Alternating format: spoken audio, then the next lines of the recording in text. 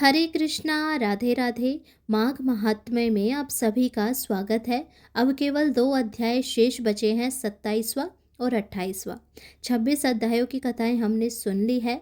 यदि आपने उन कथाओं को नहीं सुना है तो इस कथा के बाद वे भी अवश्य सुने और प्रभु की कृपा के पात्र बने। अब सुनिए आज की कथा।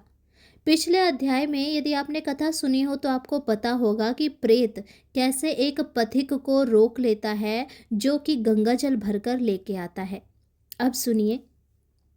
प्रेत कहने लगा कि हे पथिक, मैं इस समय तुम्हारे पास जो यह गंगा जल है उसे मांगता हूँ, क्योंकि मैंने इसका बहुत महात्म्य सुना है।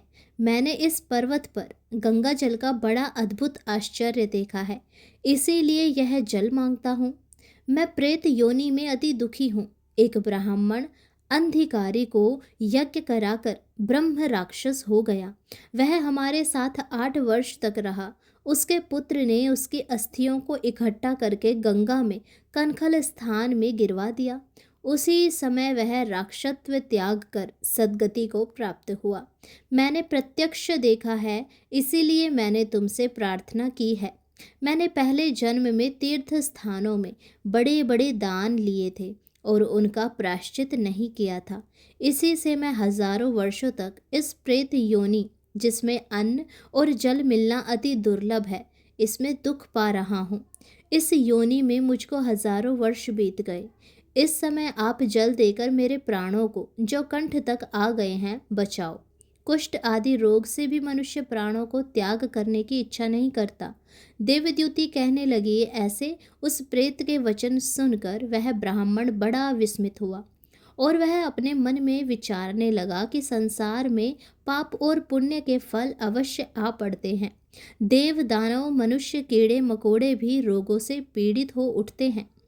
बाल तथा वृद्धों को मरण, अंधा तथा कुबड़ापन, ऐश्वर्य, दरिद्रता, पांडित्य तथा मूर्खता सब कर्मों से ही होता है। इस कर्म भूमि में जिन्होंने न्याय से धन इकट्ठा किया वह धन्य है। यह सुनकर प्रेत गदगद वाणी में बोला, हे पथिक, मैं जानता हूँ कि आप सर्वज्ञ हैं।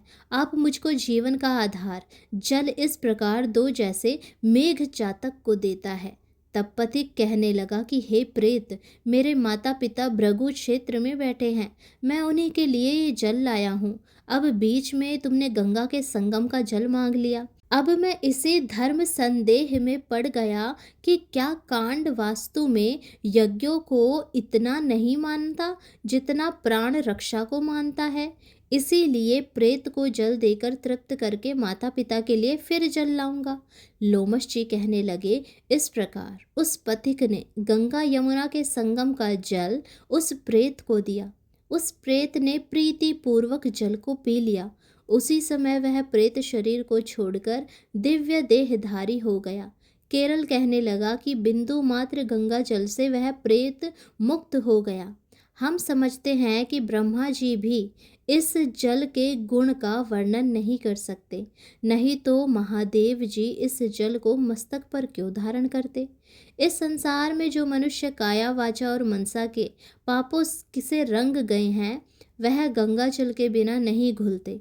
गंगा जल के सेवन से मुक्ति सदा सन्मुख खड़ी रहती है। जिसके जल को स्पर्श करते ही प्रेत प्रेतत्व को छोड़कर मुक्ति को प्राप्त होते हैं। जो गंगा स्नान करता है वह वैष्णव पद को प्राप्त होता है। यदि संबंधी लोग गंगा जल से तर्पण करें तो नरक में रहने वाले पितृ लोग स्वर्ग में चले जाते हैं और स्वर्ग में रहते हुए ब्रह्मत्व को प्राप्त होते हैं। गंगा जल के समान और कोई मुक्ति का साधन नहीं है। वह प्रेत वहां से चला गया और 1 मास में जब माघ मास आया तो उसने सुने हुए प्रयाग महात्म्य के अनुसार गंगा यमुना के संगम पर स्नान करके पिशाच शरीर को धारण कर भक्ति पूर्वक नारायण की स्तुति करता हुआ वह द्रविड़ देश का राजा गंधर्वों से सेवित उत्तम विमान पर बैठकर इंद्रपुरी को गया। सो हे द्विज, यह इतिहास पापों का जल्द ही नाश करता है। इसमें धर्म का ज्ञान होता है। यह पुण्य, यश तथा कीर्ति को बढ़ाने वाला है, ज्ञान तथा मोक्ष को देने वाला है। तुम भी सद्गति पाने के लिए प्रयाग चलो। वहाँ पर हम ऐसा स्नान करें जो देवताओं को दुर्लभ होता है। वहाँ पर श्राप से पैदा हुआ पिशाचपन सब नाश को प्राप्त हो जाएगा। इस प्रकार लोमश जी के मुख से अमृतमय मधुर कथा को सुनकर मानो अमृत पीकर सब प्रसन्न हुए और पाप रूपी समुद्र से पार हुए। उन्हीं के साथ सब लोगों ने दक्षिण दिशा को प्रस्थान किया। तो ये 27वां अध्याय यहीं पर समाप्त हुआ। अब सुनते हैं आखिरी अध्याय जो कि है 28वां अध्याय, उसकी कथा।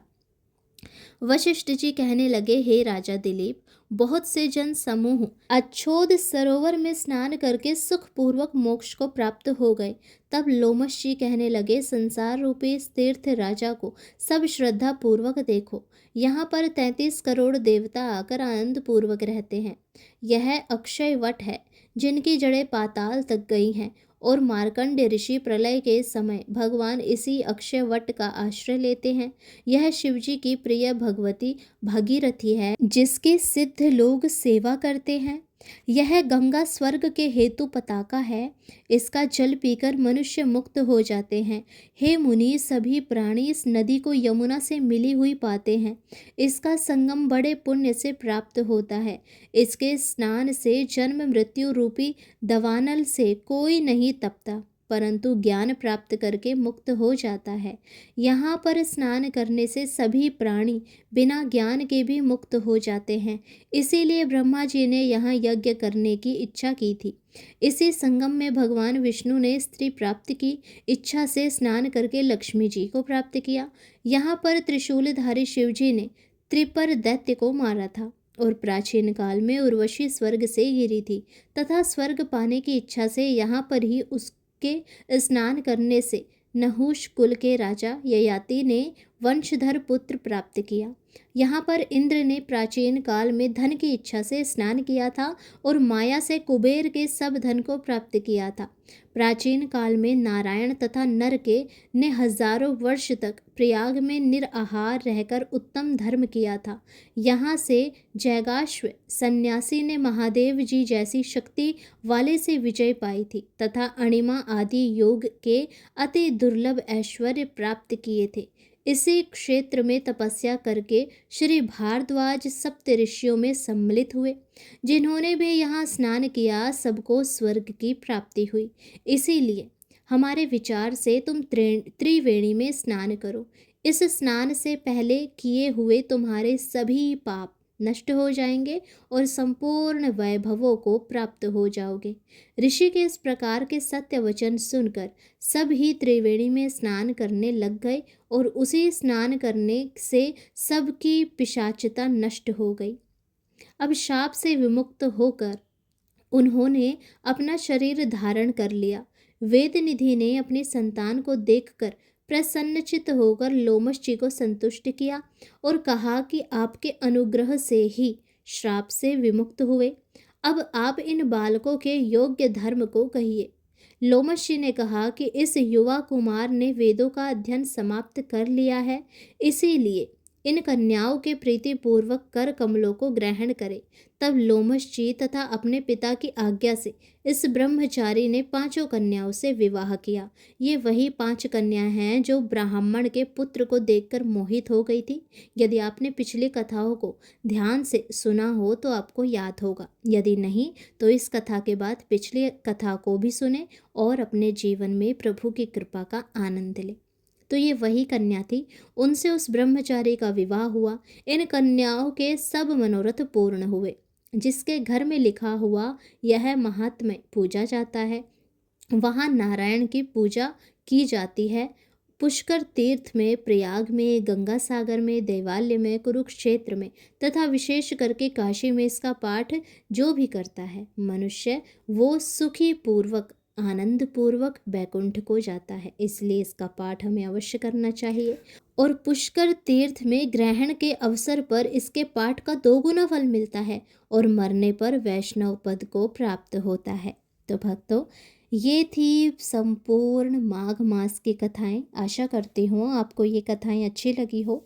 यदि कथा अच्छी लगी हो तो चैनल को सब्सक्राइब करें, वीडियो को लाइक करें और प्रभु की कृपा का आनंद लें। पिछली कथाओं को भी अवश्य सुने, क्योंकि ये जो समय है ये अत्यंत दुर्लभ और पावन होता है। और इस समय में जब हम प्रभु का नाम ध्यान करते हैं, उनकी कथाएं सुनते हैं, तो प्रभु को बड़ा अच्छा लगता है। और यदि प्रभु को कुछ हमारे द्वारा की गई चीज़ें अच्छी लगती है, तो इसका मतलब कि वो हम पर अपनी कृपा बरसा रहे हैं। इसीलिए कथाएं सुने, सबको सुनाएं और प्रभु की असीम कृपा प्राप्त करें। राधे राधे, हरे कृष्णा।